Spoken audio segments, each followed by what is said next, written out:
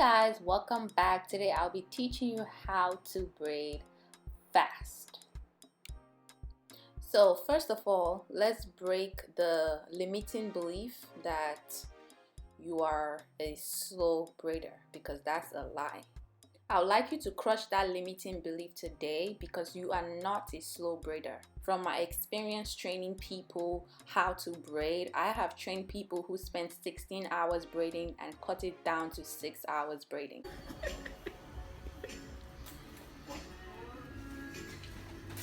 This place is amazing. Especially the view. The way that you grow scares me. So this was one of the stylists I trained, and she struggled with speed especially, and we worked on her speed. As you can notice, on the left side she haven't even like fully started the braid. On the right side she's like going almost halfway. Okay, so you are not a slow braider.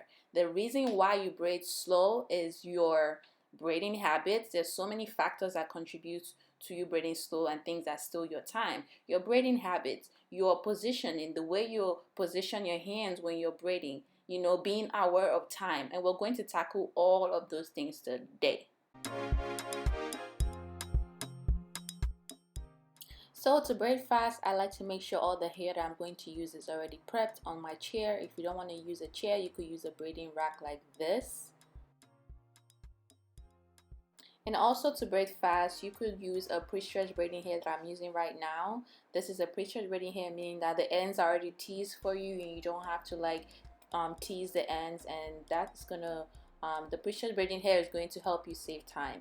So I'm just going to prep all the hair on the chair, because the style that I'm doing today is knotless box braids with curls on the ends, basically the way LERAY does hers. So I already know the size of braiding hair that I need to use, but if you don't know how to get the perfect size for box braids or even twists or whatever individual braids you want to do, I already made a video, this video, showing you guys how to get the perfect size. I included from the braiding hair to the size of the natural hair, and I highly recommend you watch that video if you want to know the amount of braiding hair that you should use per braid. Another thing that saves time is telling the client to come with their hair ready to braid. Basically their hair is already washed and cleaned and blow dried and detangled. I personally don't like to blow out hair, so I always tell them to come with their hair already like blown out. Okay, so right now I'm just moisturizing her hair. Her hair is already detangled, but she didn't like completely blow it out, which is also fine because we're doing braids. It doesn't have to be like super straight. So I'm just adding the Sheer Miracle and black castor oil just to make her hair softer before we will start braiding.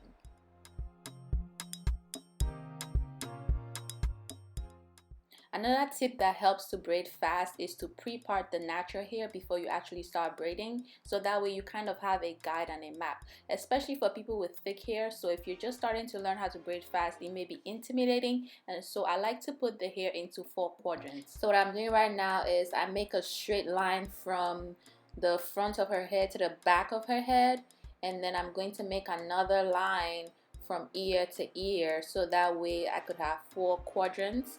And this 4 quadrants will also show you how big the person's head is, so that way you could see the size of head that you're working with, and you could calculate the amount of time it's going to take you to finish the head. And so yeah, it really does show you the size of the head.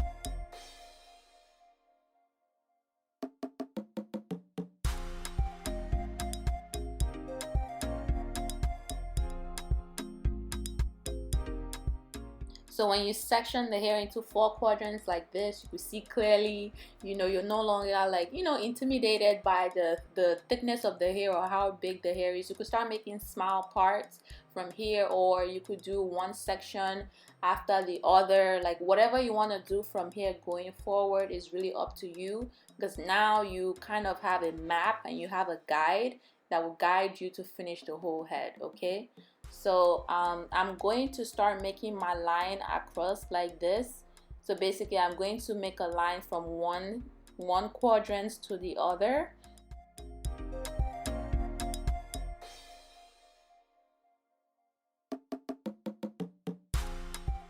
So the size of the braid we're doing today are large, and when doing large braids they usually take less time compared to doing like medium braids or small size braids. So although the sizes of braid determine like how long it's going to take you to finish the full head, I still want you guys to learn the other factors that could, you know, contribute to you braiding slow or fast. So once you've pre-sectioned the hair, you could braid it, but I choose not to braid it because I almost was about to braid it.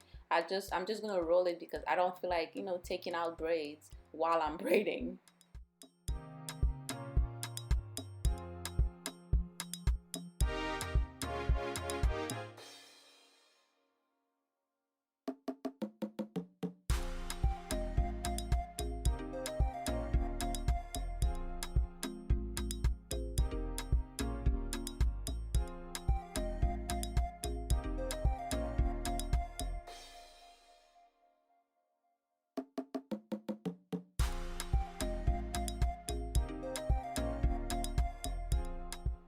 So the time is actually 5:08 p.m. right now, and I'm going to try my best to finish her whole head in 3 hours. Even though I'm like teaching, I'm recording, I'm doing all this extra stuff that would take time. Normally I would finish this in 2 hours, but I'm going to give myself 3 hours maximum, okay? So you want to time yourself before you start so that you're consciously aware of the time. So once I set a time in my mind that I want to finish, I immediately start braiding, and I make sure that I don't have any kind of like distractions around me, things like being on my phone or anything that will, you know, take away from the time that I want to finish, which is in 3 hours. I'm gonna try to stay focused and so that I could meet the time that I want to finish. So this technique is basically starting off with knotless braids, and for this I split the hair into 3 equal strands, and for the braiding hair I'm going to use 2 smaller strands and 2 thick strands. So 4 strands is what I'm going to feed into the hair, and about that size. So I start off by braiding first, like braid 1, 2, 3, 4, and I'm going to start fitting in the braiding hair, the smaller pieces first. So basically I place the braiding hair over, let go, braid, and tuck under. I place the braiding hair over, let go, braid, tuck under. I place the braiding hair over, let go, braid, tuck under. So I'm right-handed, and that's why I'm fitting in the braiding hair towards the right side. So once I finish fitting in the hair, I flip the braid and I just do my best to tuck in her natural hair underneath the braiding hair. So that's what I'm doing. Now I'm using Shine and Jam and Blue Magic Grease to help me condition the braiding hair and to help me tuck her natural hair underneath the braiding hair, okay? So I just will continue to braid until I reach like almost the ends of the braids, and then I'm going to use a rubber band. So for this style you leave some curls on the ends, and you may basically make the curls on the ends. So you're gonna see what I mean in just a few seconds. So once I braid to the end about this much, I take a rubber band and I'm just going to hold the ends together. And once I use the rubber bands, I'm just going to leave the ends as it is for now until I finish the whole head. Once I'm done finishing the whole head, we're going to curl the ends and dip them in hot water.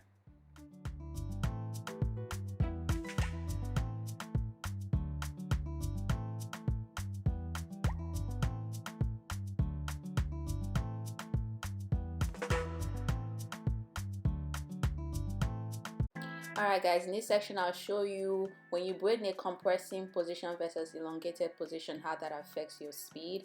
In this braid I'll show you the compressing, in the other braid I'll show you the elongated.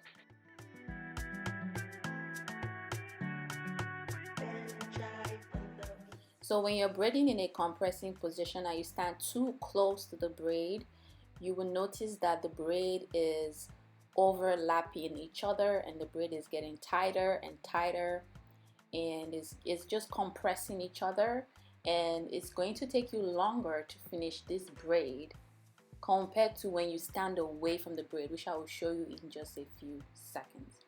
So this is the braid when you start too close. It's too tight, it's compressed, trust me, this will take about an extra hour by the time you're done finishing the whole head. So this, you don't want this because it's going to affect your speed and it's going to make you braid slower, okay? Now for the elongated position, instead of standing close, I'm going to stand away from the braid. And by standing away from the braid, it's going to allow my hand, and I'm showing you guys, so I'm going to stand away, right? So that my hand can do the job. So my hand is going to try to catch up with my body, okay? Because the hand and body is connected. So when you stand away, your hand is forward and it's going to try to catch up with where you're standing. And so this is going to allow you to braid fast. So while standing away, my hand is just gonna go left, right, left, right, left, right, left, right, okay? So my hand is going to move left, right, left, right, left, right, left, right, left, right, left, right, and I'm just allowing my fingers to do the job, and just allowing my fingers to move and my fingers to be the one to do the job and catch up with my body, if that makes sense. So I just continue the motion left and right, left and right. The braid is not like tight, and it's smooth on my fingers as well, because I'm not like putting too much pressure, because my hand is free and my hand is just working, okay? So that's basically the elongated position. And I'm going to show you guys in regular speed, comparing both the compressing and the elongated position.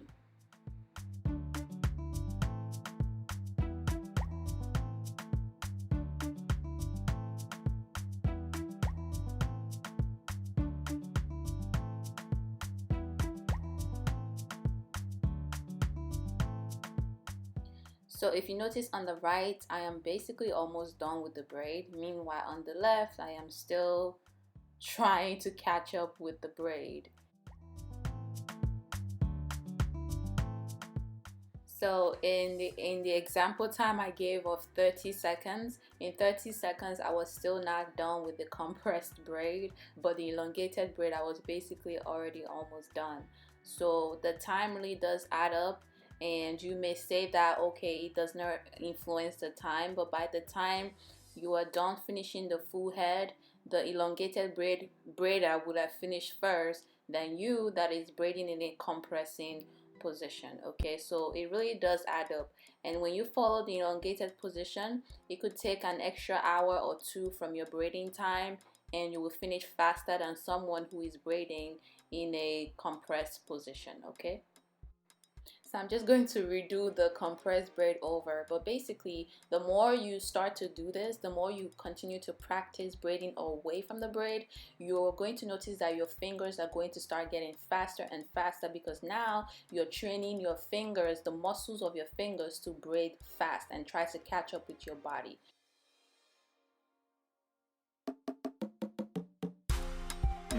So Peach what? peach picking. Oh yeah, he Yeah. brought peaches. Yeah, he did. Yeah, I we remember. went like. Hold on, let me take a break. Hold on. I need to get food. I'll be back. Okay. All right. See ya. So I wanted to show you that in 17 seconds, you could actually maximize 17 seconds, or you could waste 17 seconds. On one hand, I was focused. On the other hand, I was distracted. And so these things steal your time, like your braiding habits. If you're talking too much, if you're taking excess break, you're always, on calls on your phone, you're always checking social media, like you're not focused. These things take your time, or you're having very long conversations with your client.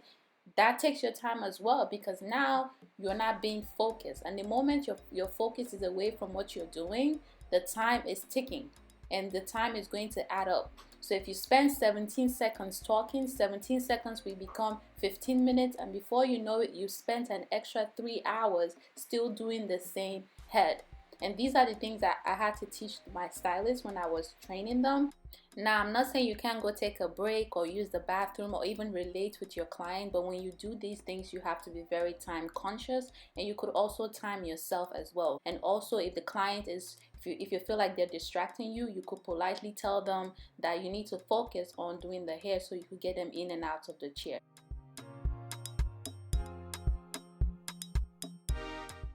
And so these are the things to be aware of, and you have to be completely honest with yourself if you know that you practice any of these braiding habits, because that's one thing I had to tell the stylist that I was training.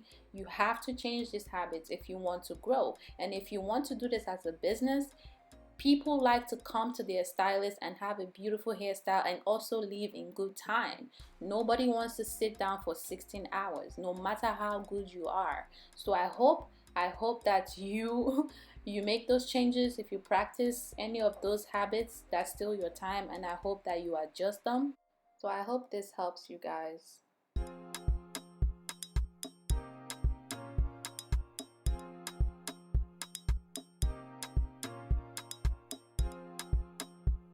So before I start this last braid, I'm gonna go boil hot water. This also helps save time, so that while the water is boiling, you could start doing the last few braids.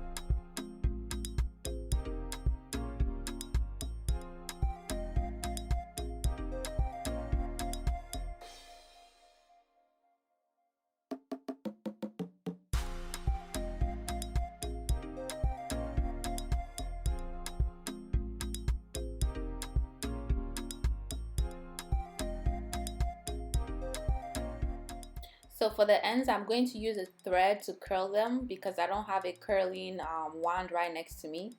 So this is a local way of doing it. We do it this way in Nigeria. So I'm going to fold the thread until I have about 4 strands of thickness of the thread like this. And then I'm going to take the braids, about 4 braids together. I'm trying to see which ones are like, you know, equal, right where the rubber band stops, okay? So I take about 4 braids like this, and I'm just plaiting it. So once I place them all together, I'm going to start spacing the way I plait them. Just watch me. Like that. So you're kind of doing like a slanted plaiting, and you're spacing it out so you have space in between. You need the space in between to form the curl, okay? So I space it out until I reach the ends, and now I'm going to push up.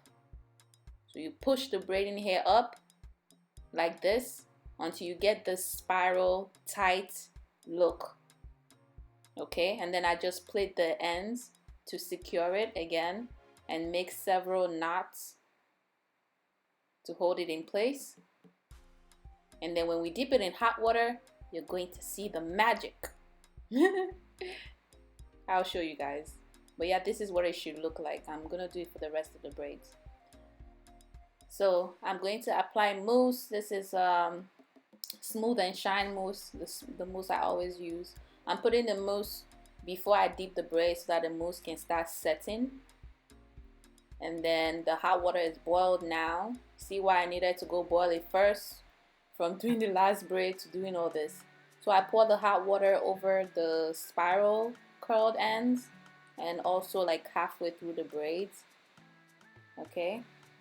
And I'm just going to sway the braids a little so the heat can travel up. I think I've showed you guys how to dip the ends of braids in one of my videos. But yeah, and then I'm just going to apply hot water in the towel and just use that to massage the top of her head so that the heat could relax the braids on top, okay? So you could leave the spiral curl thing until the braids get dry, but you could also take the curls out now if you want. So right now I'm just gonna take it out because I don't have time to wait. Either way, you're still gonna get curls. So when you take the thread out, you're gonna get this beautiful curl like this. So that's how to curl ends if you don't have a rollers right next to you. And the style took about 3 hours. I forgot to show you guys the phone, but I took a screenshot and we finished at about 8 p.m. By the time I took the screenshot, it was already like 8:18. So from her getting up to taking pictures after, the time added up to about 18 minutes. But yeah, I was still conscious of time regardless of the extra stuff that I'm doing to teach you guys and record and everything. So yeah, I hope all the tips that I shared with you in this video is helpful. If it is, please give it a thumbs up, like this video, subscribe to this channel. I have so many other tips to teach you guys coming up in other videos that I plan to do. So thank you guys, and you guys enjoy your wonderful day.